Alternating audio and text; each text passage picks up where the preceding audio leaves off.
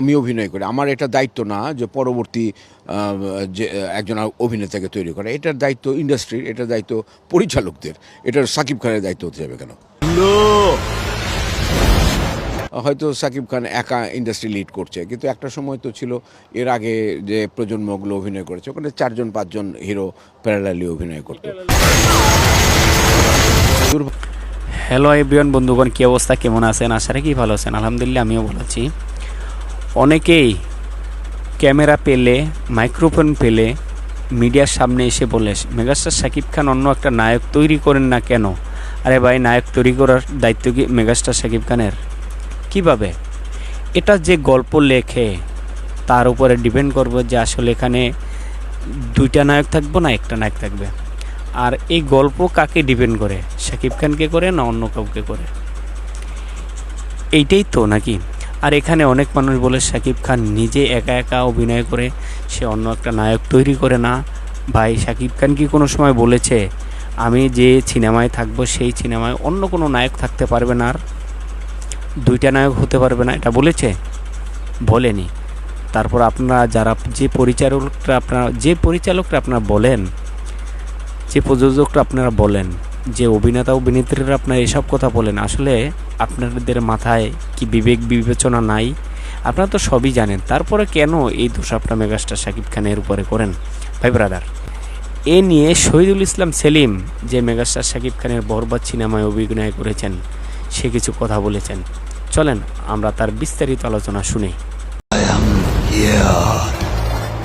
আমি অভিনয় করি, আমার এটা দায়িত্ব না যে পরবর্তী যে একজন অভিনেতাকে তৈরি করা। এটার দায়িত্ব ইন্ডাস্ট্রির, এটার দায়িত্ব পরিচালকদের। এটার সাকিব খানের দায়িত্ব হতে যাবে কেন? হয়তো সাকিব খান একা ইন্ডাস্ট্রি লিড করছে, কিন্তু একটা সময় তো ছিল এর আগে যে প্রজন্মগুলো অভিনয় করেছে, ওখানে 4-5জন হিরো প্যারালালি অভিনয় করতো। দুর্ভাগ্যজনকভাবে আমাদের ওটা তৈরি হয়নি। তো তৈরি যে ভবিষ্যতে হবে না এমন তো কোনো কথা না। যারা এই কথাগুলো বলে তাদেরকে 10 কোটি টাকা দিয়ে যদি তাদেরকে বলেন যে এরকম একটা সিনেমা বানিয়ে দেন, শাকিব খান যে ছবিগুলো করছে এরকম একটা অনেকেই বানাতে পারবে না। শাকিব খানের ছবি যে এসছে, তার পাশাপাশি যে ছবিগুলো এসছে সেগুলো একদম চলছে না তা না, কিন্তু চলছে। কিন্তু শাকিব খানের তো চলাটা বেশি চলবে, এটাই তো স্বাভাবিক। না চললেই বরং আমরা বলতাম যে চলছে না কেন, অস্বাভাবিক। যেহেতু চলছে, তো একটা চলমান জিনিস তো আরও চলতে থাকবে। যতদিন পর্যন্ত ভালো কিছু দিতে পারবে ততদিনই চলবে। ও ভালো কিছু দিতে পারছে বলেই চলছে। তারপরও কি আপনার মনে হয় কিনা যে শাকিব খান থাকা সত্ত্বেই তাকে অন্য একটা হিরোকে তৈরি করে দেওয়া উচিত, যেটা শাকিব খানের রিপ্লেসমেন্ট হিসেবে কাজে লাগবে? না, তা কেন মনে হবে? আর আমি অভিনয় করি, আমার এটা দায়িত্ব না যে পরবর্তী যে একজন অভিনেতাকে তৈরি করা। এটার দায়িত্ব ইন্ডাস্ট্রির, এটার দায়িত্ব পরিচালকদের। এটার সাকিব খানের দায়িত্ব হতে যাবে কেন? অনেকেই সেটা কমপ্লেন করছে শাকিব খান তার সাথে যুক্ত করছে না কাউকে, এবং যৌথভাবে কাউকে নিয়ে সিনেমা করছে। না, এখন হয়তো সাকিব খান একা ইন্ডাস্ট্রি লিড করছে, কিন্তু একটা সময় তো ছিল এর আগে যে প্রজন্মগুলো অভিনয় করেছে, ওখানে 4-5জন হিরো প্যারালালি অভিনয় করতো। আমরা মান্না ভাইকে দেখেছি, হ্যাঁ, ওই সময়ও কয়েকজন অভিনয় করেছে। সালমানের সময় কয়েকজন অভিনয় করেছে। ইভেন রাজ্জাক সাহেব যখন কাজ করেছে তখনও তো কয়েকজন মিলেই কাজ করেছে। এখন দুর্ভাগ্যজনকভাবে আমাদের ওটা তৈরি হয়নি। তো তৈরি যে ভবিষ্যতে হবে না এমন তো কোনো কথা না। একটা কথা আপনার কাছে না জানলে নয়, সেটা আমি মনে হয় যে আপনি ভালো উত্তর দিতে পারবেন। দর্শকের মুখ থেকেও শুনেছি এবং অনেক পরিচালকের মুখ থেকে আমরা যেটা শুনেছি সেটা হচ্ছে যে নাটকে যারা অভিনয় করে সিনেমাতে যারা এসেছে তাদেরকে দর্শকরা কেন টাকা দিয়ে দেখবে, এই যে বিষয়টা, এই যে কথাটা, আপনি কিভাবে বিচার করছেন? তাহলে হুমায়ুন ফরিদিকে কেন দেখেছে? তাহলে গোলাম মুস্তফা সাহেবকে কেন দেখেছে? তো এইটা তো কোনো কথা না। যে একজন অভিনয় শিল্পী, সে যে কোনো মাধ্যমের জন্য অভিনয় শিল্পী।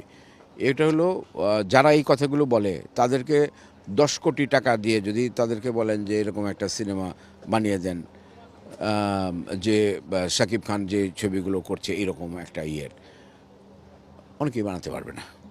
সুতরাং এই কথা তো বাংলাদেশে সকলেই বলছে। মাইক্রোফোন সামনে পেলেই বলছে, মাইক্রোফোন না পেলে নিজে ফেসবুকে নিজেই বলছে অথবা লিখছে, নানানভাবে কথা বলছে। কথার তো শেষ নাই।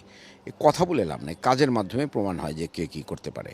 সুতরাং এই প্রশ্নটা খুব ভ্যালিড না। আপনার কাছে বরবাদের আপনার মুখস্থ করা একটা ডায়লগ শুনতে যেটা খুবই জনপ্রিয়। সিনেমাতে তো কেউ ডায়লগ মুখস্থ করে বলে না, সুতরাং আমার কোনো কিছুই মনে নাই। আর এত কাজ করি যে কোনো ডায়লগ আমরা ওই সময়ের জন্য মনে রাখি, বাইরে এসে ওটার সাথে সাথে আমরা ভুলে যাই, কারণ এত কাজ করতে হয় একটা মাথার মধ্যে আপনি কতগুলো জিনিস নিতে পারবেন, সুতরাং এটা আমি বলতে পারবো না।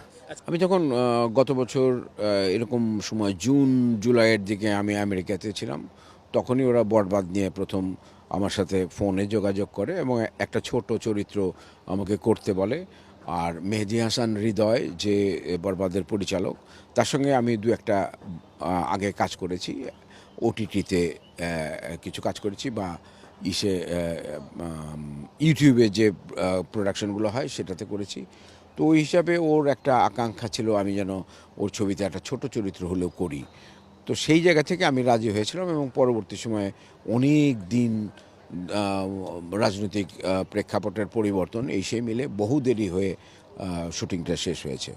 আপনার সর্বশেষ আপনার দর্শকের উদ্দেশ্যে যদি কিছু বলেন। দর্শকের উদ্দেশ্যে আমার এটুকুই বলবার যে আমাদের ছবি ভালো ছবি হচ্ছে, আপনারা আমাদের ছবির উপর আস্থা রাখেন। আমাদের টেলিভিশন মিডিয়াতে ওটিটি প্ল্যাটফর্মে ভালো ভালো কাজ হচ্ছে, আমাদের এইগুলোর উপর আপনারা আস্থা রাখেন।